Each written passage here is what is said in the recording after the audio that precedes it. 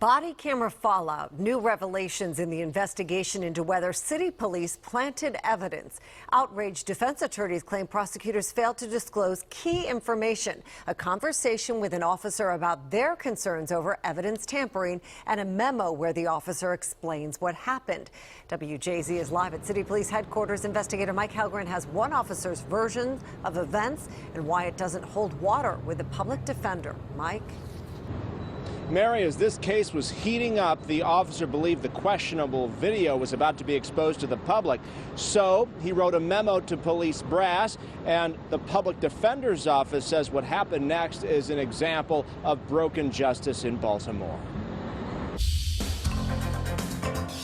Everybody in the state's attorney's office and in the police department is going to have a real hard time coming forward and saving face. Debbie Katz-Levy with the Baltimore Public Defender's Office is fed up with what she says are roadblocks from police and prosecutors as officers have come under fire for planting evidence. It's all of these internal affairs records that are kept secret that lets it grow without repercussion. The latest example involves a drug case last November. An officer is now explaining his actions, why police turned off body cameras only to turn them back on just before finding drugs. This is the internal police memorandum from the officer dated July 25th, almost 7 months after the incident.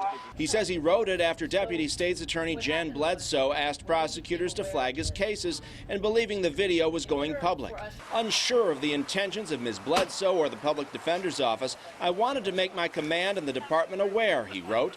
The officer says back in April he called and spoke to an assistant state's attorney who had expressed concerns with the footage and that his explanation then satisfied that prosecutor. The explanation?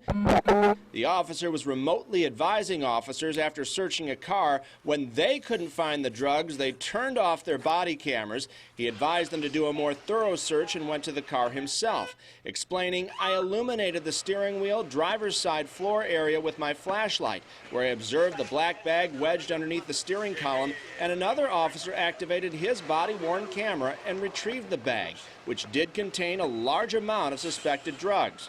Defense attorneys say they were never notified of the memo. Except for what was handed to me today in paper form by yourself, I have never gotten a copy, and neither has the Assistant Public Defender, Janet Anderson, whose case that was. The state's attorney's office issued a new statement saying that when their attorneys are alarmed by officer behavior, they take it to their superiors, who then refer it to police internal affairs. And they say that's exactly what happened here, Mary. Right, Mike, thank you. The officers are not charged with any wrongdoing, and they remain on the job tonight.